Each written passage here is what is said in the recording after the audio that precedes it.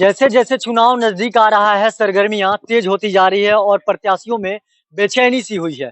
प्रत्याशी दरवाजे पर जा रहे हैं, लोगों से डोर टू डोर मिल रहे हैं और लोगों से वोट मांग रहे हैं। सीधा सीधी तौर पे अभी मैं गोपालगंज मोहल्ले में हूं और सीधा सीधी मेरा इन लोगों से यही सवाल रहेगा कि इस बार मेयर पद के लिए किसको वोट करेंगे, इन लोगों का मुद्दा क्या होगा। अलग अलग मोहल्लों में जा जाकर मैं विजिट किया हूं और अलग अलग लोगों से मैं बात करने का प्रयास किया हूं कि आखिर लोग किस एजेंडे पर मेयर पद प्रत्याशी को वोट करेंगे। कुछ युवा साथी हैं यहाँ और कुछ बुजुर्ग भी हैं और कुछ गार्जियन भी हैं और कुछ बड़े भाई लोग भी हैं। सीधा सीधी तौर पे मैं जानने का प्रयास करूंगा कि इन लोगों का एजेंडा क्या होगा, किस एजेंडे पर ये लोग सासाराम के मेयर पद के लिए वोट करेंगे। सबसे पहले क्या नाम है आपका? मेरा नाम अमित कुशवाहा हुआ। मैं वार्ड नंबर 14 का निवासी हूँ और बड़ी खुशी हुई कि आप लोग सर्वे के तौर पे घूमते चल रहे हैं, पता करते चल रहे हैं कि यहाँ से वोट किसको जा रहा है, हमारे मोहल्ले से या हमारे शहर से, और कौन सबसे अच्छा प्रत्याशी है। और अब आगे जी, एक और बात बताइए, कुशवाहा जी हैं, तो ये पहले बताइए कि सासाराम नगर परिषद से नगर निगम हो गया है, यहाँ सरकार की योजनाएं 2 गुना बढ़ जाएंगी और वैसे में 29-30 प्रत्याशी, महिला प्रत्याशी लड़ाई में है, चुनावी मैदान में है। किसको वोट दीजिएगा इस बार?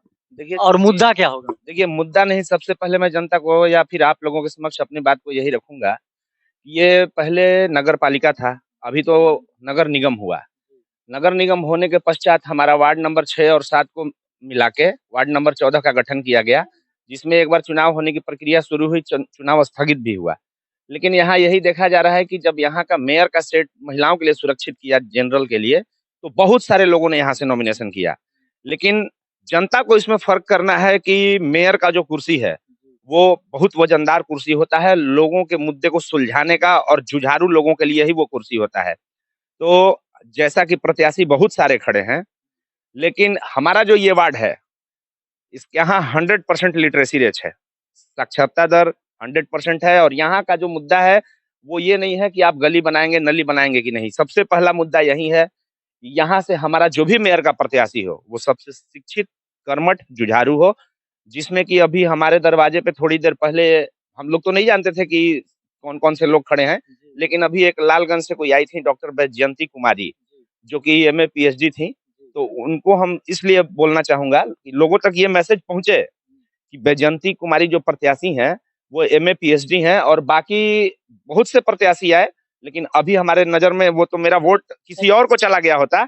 लेकिन जब मैंने सुना कि वो एमए पीएचडी हैं, तो मेरा वोट अब मेरे परिवार का वोट और साथ ही साथ मेरे वार्ड का वोट उन्हीं को जाएगा, और उसके लिए मैं लोगों को जागरूक करूंगा। और आप आए हैं तो हमको खुशी भी इस बात की हो रही है कि मीडिया दर्शन ने मुझे मौका दिया कि लोगों तक भी मैं ये मैसेज पहुंचा दूं कि भैया, जो सबसे पढ़ा लिखा उम्मीदवार हो उसी को आप उस कुर्सी पर बैठाइए, ताकि कुर्सी का भी शोभा बना रहे। अच्छा, एक और बात बताइए, वोट का समीकरण देख रहे होंगे, कोई भी चुनाव है, मुझे तो कहना नहीं चाहिए, जाति पाति का चुनाव है। नहीं, मेरी बात सुनिए, जाति पाति का चुनाव, आप कितना हो भी नकार दीजिए, जाति से आप कुशवाहा नहीं ना है? हम तो कुशवाहा ही हैं, लेकिन इसीलिए क्या? जी नहीं, जी नहीं। अब कुशवाहा देखिए, अगर हमसे कुशवाहा के नाम पे वोट मांगने आएंगे तो मैं वोट नोटा को डाल दूंगा। अगर जो भी प्रत्याशी या कोई भी प्रत्याशी अपने जाति के हिसाब से या पैसे के हिसाब से, मुर्गा और खस्सी नहीं है कि 500 रुपए किलो बिक जाएंगे। एक नंबर की बात भैया बोले हैं जो मेरे दिल को छू गया है, ओरिजिनल बात बोले हैं। चुनाव में इसी मुद्दे को बार बार आपके द्वारा मैं कुछ लोगों को भी बताने का मैं प्रयास करूंगा कि अगर सीख लेनी है तो भैया से ही सीख लेनी है। चुनाव जो होता है जाति पाति चीज पर नहीं होना चाहिए, तभी जाकर हमारे शहर का विकास होगा और शहर हमारा सासाराम स्वच्छ होगा। और क्या बोल रहे हैं? देखिए, प्रत्याशी के पास अगर आप बिकेंगे तो आप प्रत्याशी को कभी नहीं खरीद पाएंगे। अगर आप चाहते हैं कि आप मेयर को खरीद लें, वार्ड पार्षद को खरीद लें या उप मेयर को खरीद लें, तो आप बिके नहीं। अगर आप नहीं बिकेंगे तो आपको उनको खरीदने का आप में ताकत होगा, और आप उसके कुर्सी को अपने दम पे खरीद लेंगे, क्योंकि आपने उनको वोट दिया है बिना लोभ लालच, बिना पैसे का। तो अगर आप नहीं बिकेंगे तो आपकी आवाज वहां तक पहुंचेगी, और अगर आप बिक जाएंगे तो 5 साल तक आपको बोलने का हक नहीं होगा। अगर 500 रुपए में अपनी मत को आपने बेच दिया तो समझ लीजिए कि 5 साल के लिए आप अंधकार में चले गए, आपका भविष्य बिल्कुल ही खराब हो चुका। यानी 5 साल तक उस प्रत्याशी के पास आप नहीं जा पाइएगा जो आपको मत को खरीदा हो। कुछ और युवा लोग हैं, मैं बात करूंगा, क्या नाम है? मेरा नाम आकाश श्रीवास्तव, मैं वार्ड नंबर चौदह का निवासी हूँ। अच्छा, ये पहले बताइए आकाश जी, वोट किस एजेंडे पर कीजिएगा शहर मेयर पद के लिए?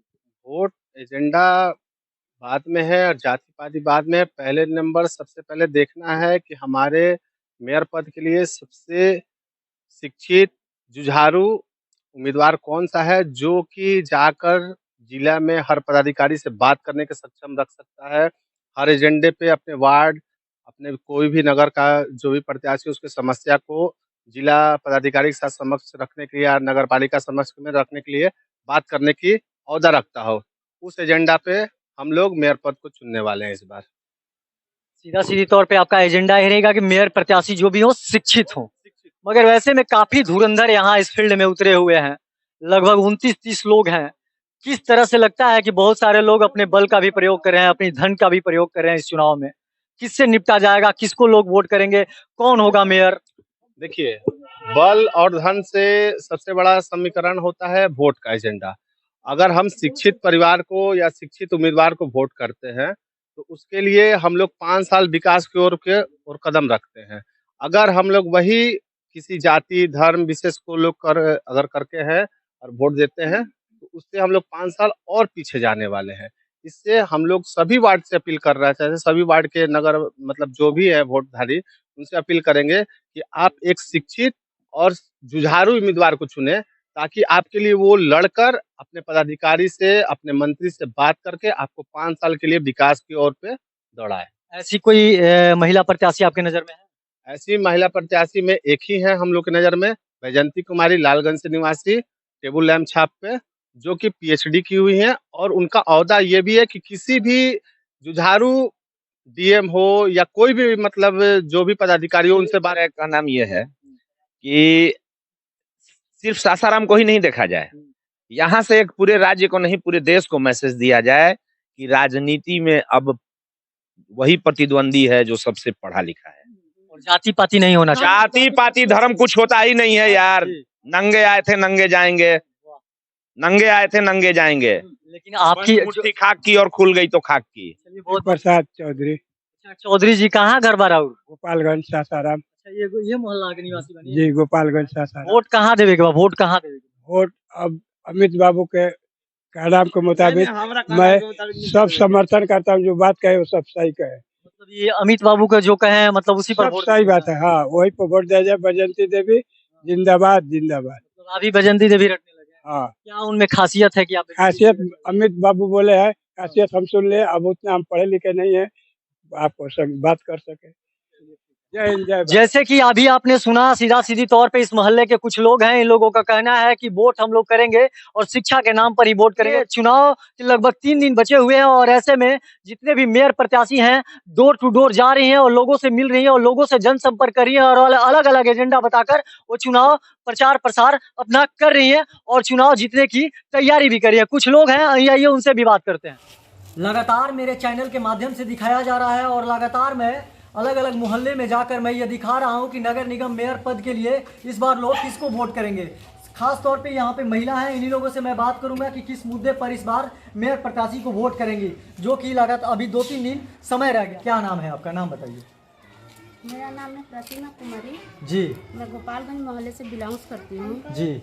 इस बार वोट कहाँ देना है और किस मुद्दे पर वोट देना है? सर, मेरा वोट जो जाएगा वो तो मेरा अपना मत होगा कि किसे जाएगा। हाँ। मैं पार्टिकुलर किसी को कह नहीं सकती हूँ जी जी। कि वो किसे जाएगा। हाँ। लेकिन हमारे यहाँ सभी लोग के पर्चियाँ आ रही हैं, सैकड़ों लोग आ रहे हैं, पर्चियाँ दे जा रहे हैं, लेकिन सबके पर्ची पर लिखा होता है शिक्षित, जी, संघर्षशील, कर्मशील। हाँ, कितना क्वालिफिकेशन है लोगों का, कितने लोग जो प्रत्याशी हैं पढ़ी लिखी हुई हैं? तो सबसे पहले प्राथमिकता यही होनी चाहिए ना कि कौन उस लायक है और हम किसे उस लायक समझते हैं, हम जी। उसे वोट देंगे अपना। मतलब प्राथमिकता होगा शिक्षा को ही, जो मतलब शिक्षित उम्मीदवार जो होंगी। शिक्षित प्लस शिक्षा ही सब कुछ नहीं होता है सर। हम बहुत लोग होते हैं जो बहुत पढ़ लिख के मिला जाता है, लेकिन अनपढ़ से ही बेकार होते हैं। शिक्षित होना अलग चीज होता है, साक्षर होना अलग चीज होता है। तो हमें शिक्षित को ही देना है और जो बड़ा संघर्षशील हो और जो एक समाजी व्यक्ति हो, मतलब समाज में उसकी मतलब कि प्रतिक्रियाएं अच्छी हो, समाज से बिलोंग करता हो, लोगों को बढ़ चढ़ कर समाज में हिस्सा लेता हो, और समाज के दुख सुख में सहयोग करता हो। मतलब उसी तरह का उम्मीदवार को आप वोट करना हम चाहेंगे। उसी की तरफ उम्मीदवार को वोट करते हैं। जैसे कि अभी आपने सुना, लोगों की अलग अलग प्रतिक्रियाएं आ रही है। लोगों का साफ तौर पर कहना है कि इस बार मेयर पद के लिए हम शिक्षित और संघर्षशील ही प्रत्याशी को चुनेंगे। जैसे कि उसकी कार्यशैली अच्छी हो, उसकी छवि अच्छी हो, उस तरह का प्रत्याशी को हम लोगों के द्वारा मेयर पद के लिए वोट किया जाएगा। तमाम आप ऐसे ही खबर देखने के लिए हमारे साथ बने रहिए। मैं मीडिया दर्शन से सोनू कुमार, धन्यवाद।